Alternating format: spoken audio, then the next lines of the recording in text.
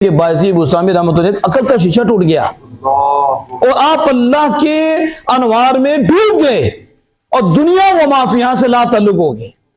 کیونکہ ایک مقام ایسا بھی ولی پہ آتا ہے کہ وہ اپنے آپ کو بھی بھول جاتا ہے, اسے یہ بھی نہیں پتا چلتا میں بشر ہوں, نظر ہی اپنی طرف نہیں رہتی. اور صوفی اس کو کہتے ہیں او من کان میتن فاحییناہ, یعنی یہ ایک ایسا مقام ہے گویا کہ اس مقام پہ جانے کے لیے بندے کو مرنا پڑتا ہے. تو اسے انہیں موت سے تعبیر کیا ہے کہ جب وہ اللہ کے جلووں میں اتنا ڈوبتا ہے کہ وہ اپنی ذات کو بھول جاتا ہے, اسے اپنی ذات بھی یاد نہیں رہتی. اس کا مطلب یہ ہے کہ اس وقت وہ فوت ہو گیا ہے. پھر اللہ پاک کرم فرماتا ہے تو پھر وہ واپس آتا ہے. تو اسے کہتے ہیں فنا سے بقا, یعنی پہلے اللہ کی ذات میں فنا ہوا ہے, پھر اللہ نے اسے باقی رکھا ہے, اس کے بعد پھر وہ جو کرتا ہے خدا ہی سے کرتا ہے. یہ مقام اسے ملتا ہے. لیکن آپ جب اس مقام پہ پہنچے تو کہا محبت کا غلبہ ہوا, اتنا غلبہ ہوا کہ باعثی بسامی بے خود ہو گئے اور ادھر سے ہٹ گئے. تو اس وقت پھر وہ جلوہ ہی بولا. اب باعثی تو ہیں نہیں تھے. اگر درخت میں رب بول سکتا ہے تو کیا یار کے غلاموں میں نہیں بول سکتا؟ یعنی اس کا جلوہ تھا. تو پھر اس نے کہا سبحانی وعظم شانی. تو رسول اکرم صلی اللہ تعالی علیہ وآلہ وسلم کی یہاں اتباع کیوں نہیں ہوئی؟ کہا اس لیے اتباع نہیں ہوئی کہ باعثی بسامی تو نیچے رہ گئے اور اسی میں رک گئے. اور حضور سید عالم صلی اللہ علیہ وسلم جب ایک مقام سے دوسرے مقام پہ جاتے تو نیچے کی طرف کہتے استغفر اللہ, معافی مالک, نیچے نہیں اوپر, تیرا اور قرب چاہیے. اس سے آگے جاتے پھر کہتے استغفر اللہ, کیونکہ ایک نور کا سایہ آپ کے دل پہ چھا جاتا. دل پہ وہ یہ نہیں کہ حجاب دوسرا ہے, نور کا حجاب, اس پہ بھی حضور کہتے استغفر اللہ. وہ ہٹتا پھر اگلا مقام آ جاتا, پھر آگے جاتے اگلا مقام آ جاتا. باعثی بسامی حضور کے ساتھ نہیں نا اس مقام پہ جا سکتے. ان کا یہاں آ کے رابطہ ٹوٹا, اس لیے انہوں نے استغفر اللہ نہیں کہا, بلکہ غلبہ ہی اتنا ہوا کہ انہوں نے پھر سبحان مادام شانی کہا. وہ ان کے بس کی بات نہیں تھی. اور آمینہ کے لال جیسا کون ہے, حضور جس مقام پہ بھی جاتے تھے کہتے تھے مالک معاف فرما دے, مالک معاف فرما دے, مالک معاف فرما دے. کیوں؟ اس معافی میں آگے درجہ تھا, اس معافی میں اس سے آگے درجہ ہے. یہ کوئی گناہ سے معافی نہیں ہے, نہ کسی خطا سے معافی ہے, یہ تو عاجزی ہے. اور رب کو اتنی پسند ہے کہ ہر بار کہنے پہ رب اپنا قرب عطا فرماتا ہے.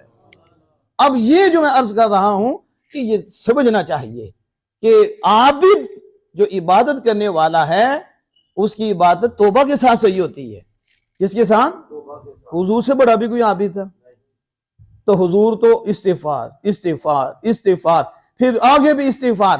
کیونکہ میں نے پہلے بات کر دی ہے کہ عابد عبادت سے استغفار کرتے ہیں, کیونکہ عبادت آتی ہے اگر صحیح ہو تو عاجزی آتی ہے.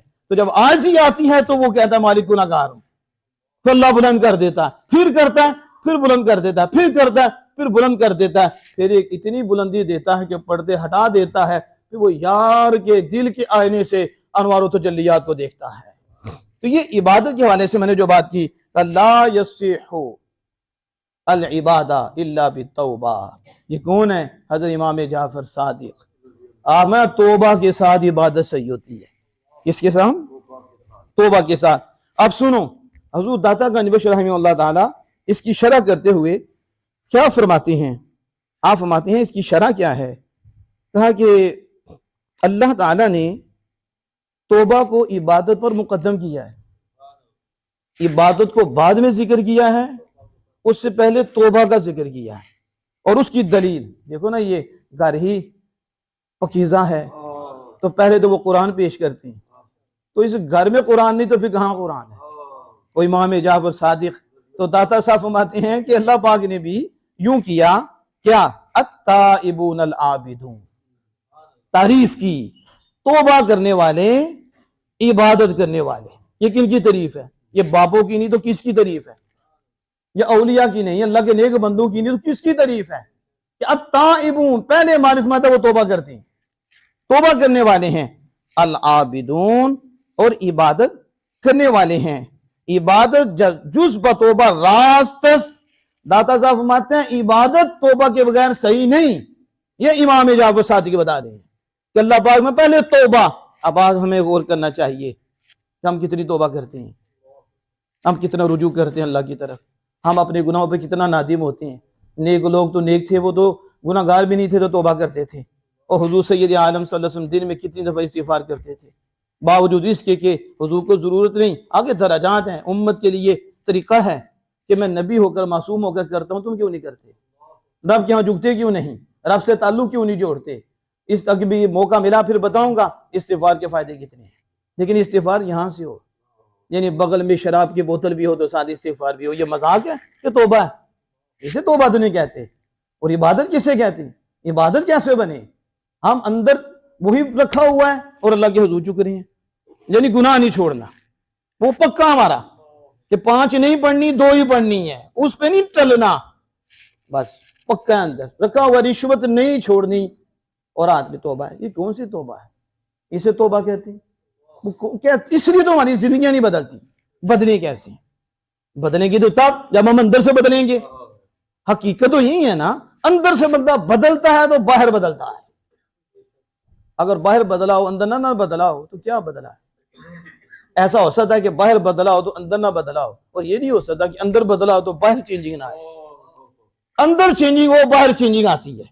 آپ کے اندر چیزیں لگتی ہیں نا، آپ کا چہرہ بتاتا ہے، آتا ہے کہ نہیں؟ اثر ہوتا ہے کہ نہیں؟ چہرے کی رنگت چینجنگ، کیونکہ اندر کچھ ہوا ہے۔ باہر سے آپ جیسے مرضی منہ بنا لیں، اندر کچھ بھی نہ ہو، ہم اس نے زن رکھیں گے آپ ٹھیک کر رہی ہیں، لیکن اللہ جانتا ہے نا کہ اندر کیا ہے۔ لیکن جس کے اندر چوٹ لگ گئی ہے نا، اس کا ظاہر بتائے گا، اس کا کردار بتائے گا، واقعی یہ اندر سے کر رہا ہے، یہ اس کا شکل و صورت سب کچھ سمجھ میں آئے گا، وہ اطاعت و فرما برداری میں آ جائے گا۔ تو اب داتا صلی اللہ علیہ نے جس انداز سے لکھا، آگے سنیں آپ کیا کہتے ہیں۔ آپ کہتے ہیں اللہ نے عبادت پر توبہ کو مقدم کیا ہے۔ کیوں کیا ہے؟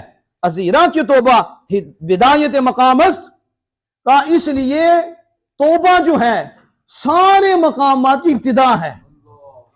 مقام مل نہیں سکتا اگر وہ توبہ بنا ہے، کہ ہر مقام کی ابتدا جو ہوگی، آغاز ہوگا، وہ توبہ سے ہوگا، اور پھر اس کی انتہا کیا ہے؟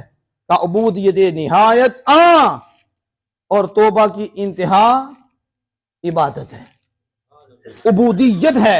اس لیے اللہ جل وعلا نے گناہ گاروں کو فرمایا کہ توبہ کرو، توبو الی اللہ جمیعا، تم سب توبہ کرو۔ اور جب رسول اکرم صلی اللہ علیہ وسلم کو یاد فرمایا تو عبودیت سے یاد فرمایا، اور ما فاوحا الی عبدہ ما اوحا، اپنے پاس بلا کر یار کو کس انداز سے خطاب فرمایا؟ فرمایا اللہ نے وحی کی تو اپنے عبد خاص اور بندے کی طرف وحی کی جو وحی کی، کہا ابتدا توبہ ہے، انتہا عبودیت ہے۔ اور عبودیت کیا ہے؟ ہر پردہ اٹھ جاتا ہے، اللہ کے جلوے سامنے ہوتے ہیں۔ تو حضور کو اللہ پاک نے عبد فرمایا ہے۔ کیا فرمایا؟ آج ہمیں کوئی عبد کہتا، ہمیں بھی غور کرنا چاہیے۔ ہمیں کتنے کو عابد کہتے ہیں، یہ کتنے کو ہمیں صادق کہتے ہیں، کتنے کو ہمیں امین کہتے ہیں، یہ سوچنا چاہیے۔ حاجی کو کہہ لے ٹھیک ہے، حج کر لیا، عمرہ کر لیا، کوئی وہ بھی تو ہونا، کوئی ہمیں امین تو کہے، کوئی وہ تو ہونا ہمیں کوئی صادق کہے، کوئی ہو تو ہونا جو ہمیں عابد کہے، کوئی ایسا بھی ہو تو جو ہمیں غلام مصطفیٰ کہے، ایسا بھی تو ہو نا۔ تعارف تو یہ ہے نا، حج تو ہوتے رہتے ہیں، عمرے تو ہوتے رہتے ہیں، لیکن کوئی اللہ کا بندہ تو کہے نا کہ یہ اللہ کو ماننے والا ہے، اللہ کی عبادت کرنے والا ہے۔ ایسا ہمارا کردار ہونا چاہیے۔ تو یہ جو میں عرض کر رہا ہوں، یہ بزرگوں کے حوالے سے کہ ایاک نعبد و ایاک نستعین، دیکھو کیسا سبق سکھا رہی ہیں، اور یہ لوگوں کو دور کر رہے ہیں بزرگوں سے، اور جن کی ساری زندگی اللہ کی عبادت میں گزر گئی، اور اس انداز سے گزری ہے کہ ہم دیکھ کے حیران ہو رہے ہیں کہ ہمیں توبہ نصیب نہیں ہوتی، ہمیں ایک نماز پڑھی، 2 پڑھ لی، یا سچ بول لیا تو غرور آ جاتا ہے، تکبر آ جاتا ہے۔ ہماری صورت کیا ہے؟ اور وہ کہنے ہیں پہلے توبہ رکھو، پہلے آپ نے آپ کو گناہگار سمجھو، معافی مانگو، پھر جھکو، پھر نور آئے گا۔ تو جب پہلے ہی وہی سسٹم ہے، پھر نور کیسے آئے گا؟ پہلے فطور ہے، اور پھر کیا ہوگا؟ پھر تو مذاق کی صورت بن جائے گی۔ اب آگے دیکھیں، اگلی بات کر کے میں بات کو کمپلیٹ کرتا ہوں، وقت کے دامن میں اتنی گنجائش نہیں۔ میں نے تو چاہا تھا کہ تاجدار صداقت رضی اللہ تعالیٰ کی بارگاہ میں حاضری ہو جائے، اور پھر بتاؤں آپ نے یہ عبادت کیسے کی اور آپ کی عبادت کتنی تھی۔ یہ نہیں، یہ ضرورت ہے اس بات کی، تفسیر کس چیز کا نام ہے، ہم بتائیں کہ ہمارے بڑوں نے کس طرح رب کو یاد کیا ہے۔ یہ امت بچے، وگرنہ بڑے فتنے آ گئے ہیں، یہ امت سے دور کرنے ہیں، امت کے بزرگوں سے، علماء سے، اصحاب آل ان سے دور کر رہی ہیں، ان کے کردار کو چھپایا جا رہا ہے اور لڑائیاں کرائی جا رہی ہیں، کبھی اس کو سامنے لا کے لڑائی، کبھی اس کو سامنے لا کے لڑائی، پتہ نہیں کیسی کیسی ٹچکریں کراتی ہیں۔ ہم نے تو یہ سیکھا ہی نہیں، ہم نے تو بچانا سیکھا ہے۔ ہماری تربیت بھی یوں ہی ہے، انسلٹ نہیں کرنی، ڈیگریڈ نہیں کرنا۔ اب آپ سارے بیٹھے ہیں تو اس کا یہ مطلب ہے کہ ہم آپ کو کمینہ سمجھ رہے ہیں؟ سارے اللہ اس کے رسول سے پیار کرنے والے ہو، کمیاں ہم میں بھی سب میں ہوتی ہیں کہ اوپر بیٹھے والا معصوم بیٹھا ہے یا محفوظ بیٹھا ہے، نہ معصوم نہ محفوظ، تو غلطیاں تو ہوتی ہیں، یہ تو واز ہوتی ہیں، میرے لیے بھی، آپ کے لیے بھی، نیٹ پہ جاتے ہیں، سب کے لیے واز ہوتی ہیں، ہم بیان کرتے ہیں، اس کا یہ مطلب نہیں ہوتا بیان کرنے والا پاک بیٹھا ہوا ہے اور نیچے والے جو ہے نا سارے ایسے بیٹھے ہیں۔ نہ ہی آپ کبھی ذہن میں یہ رکھا کریں کہ یہ آپ کو بات ہو رہی ہے۔ بعض دفعہ ایسا بھی ہوتا ہے، شیطان جو ہوا وہ بس وہ شاید کہتا ہے کہ مجھے بات لگانی ہے، ایسا کوئی نہیں ہے۔ وہ کون سا خطیب ہے، رہنما ہے کہ جو انگلیاں لگائے اور آپ کو ٹشکرے کرے؟ یہ نہیں ہوتا، یہ عمومی باتیں ہوتی ہیں امت کی، اپنی اصلاح کے لیے ہمارا بھی کام بن جائے، ہم بھی اس راہ پہ مسافر بن جائیں، آپ ہیں آپ میں سے کوئی ہے وہ بن جائے، نہیں تو میسج آگے جاتا ہے وہ بن جائے۔ تو اس لیے کبھی یہ محسوس نہیں کرتے کہ شاید وہ بیان کرنے والے ہمیں کر رہے ہیں، آپ کو کیوں کرنی ہے؟ آپ تو آ کے سن رہے ہیں، اگر آپ کو محبت نہیں ہے تو آپ بیٹھے کیوں ادھر آ کے؟ آدھا پونا گھنٹہ آپ آگے بیان سنتے ہیں، 2 گھنٹے بیان سنتے ہیں۔ وہ کمیاں تو سامنے ہی ہوتی ہیں، وہ بندے کو دور کرنی چاہیے، لیکن یہ نہیں سمجھنا چاہیے کہ ہمیں کہہ رہے ہیں یا ہمیں یہ بات لگائی جا رہی ہے، وہ کوئی رہنما ہے، کوئی راہبان ہے کہ لگا کے باتیں کرے، ایسا نہیں ہوتا۔ ہماری تربیت ایسی ہے، اپنے آپ کو بھی گناہ گار سمجھو ویسے بھی ہیں، اور گناہ گار سمجھو، اگلے کو اچھا سمجھو، اگلے کو، اور ہر بندے کو یہ تصور کرنا چاہیے کہ میں ہے گناہ گار، وہ حقیقت میں بھی ایسا ہی ہے، پھر اسے ہر گھڑی نور ملے گا اور یہی چیز اسے جھکا کے رکھے گی اور یہ اللہ کے قریب ہوگا، اللہ اس کی مدد فرمائے گا، اللہ کو بڑا پسند ہے۔ وہ تو سارا مالک و عاجزی، اور مگر ایک لفظ میں کہوں عبادت کیا ہے؟ عاجزی ہے، کیا ہے؟ اور سنت مصطفیٰ حضور کا سارا کردار عاجزی ہے، حضور سراپے عاجز سے اللہ کے سامنے، اس لیے ہر سنت عجز سے سکھاتی ہے، ہر سنت میں عاجزی ہے۔ اگر بندہ دل سے ہو کے کرے تو سنت مصطفیٰ آپ جو بھی دیکھ لیں آپ کہیں گے واقعہ ہی عاجزی ہے، کیونکہ حضور ساری زندگی رہی اللہ کے سامنے، غلام رہ رہے ہیں تو حضور کی شان کیا ہے؟ اس لیے ہم بندے کے سامنے بیٹھتے ہیں، حقیقت میں رب کے سامنے ہوتے ہیں۔ یہ والدین کی اطاعت، یہ ان کے سامنے عاجزی حقیقت میں خدا کی ہوتی ہے، لیکن سمجھنے کی بات ہے۔ جو میں آخری بات کر کے بات کو مکمل کرنے لگا ہوں، سنو، جن لوگوں کی زندگیاں ایسے گزری کہ آج ہم ان کے نام لے کے جیتے ہیں، آج ہم، اور ہم یہ امید رکھتے ہیں کہ کل قیامت کے دن اللہ پاک ان کے صدقے میں بخشے گا اور ان کے صدقے ہم پہ کرم ہوگے۔ میں ان ہستیوں کا بات کرتا ہوں، ایرے وغیرہ کی ہم بات بھی نہیں کرتے، ہم ان کی کرتے ہیں جو اماموں کے بھی امام ہیں، اور یہ تو امام جعفر صادق ہیں رضی اللہ تعالی عنہ، اور آل رسول کے پھول ہیں امام حسن پاک، امام حسین پاک رضی اللہ تعالی عنہ، کیسا ان کا تعلق ہے، کیا خاندان ہے۔ سنو ذرا، جب رب کا نور ملتا ہے نا تو یہ حالت ہو جاتی ہے۔ آپ کیا کہتے ہیں؟ آپ نے اپنے غلاموں کو اکٹھا کر لیا، اب غلام ہے تو غلام آج کل کا تو نہیں سسٹم، پہلے تھا غلامی کا سسٹم، اب ختم ہو چکا ہے، تو غلام اکٹھے کر لیے اور ان کو آپ نے کہا کہ میرے ہاتھ پہ بیعت کرو۔ کیوں بیعت کرو؟ ہم وعدہ کر لیتے ہیں کس چیز کا؟ کہ جو بھی جہنم سے بچ گیا، جسے قیامت کے دن جہنم سے چھٹکارا مل گیا، وہ ہماری سفارش کرے گا۔ یہ کون کہتے ہیں؟ امام جعفر صادق۔ ابھی آنے لگے ہیں، آپ کو پتا ہے اس کے بعد ہم یہ جو مہینہ آتا ہے رجب کا، اس میں اصحال ثواب بھی کرتے ہیں، 15 تاریخ کو اصحال ثواب ہوتا ہے، سلامی کرتے ہیں، اتنی بڑی ہستی ہیں، لیکن غلاموں کو کہہ رہے ہیں وعدہ کر لو اور بیعت کر لو، ہم میں سے جو بخشا گیا اور جسے جہنم سے چھٹکارا مل گیا وہ ہماری سفارش کرے گا۔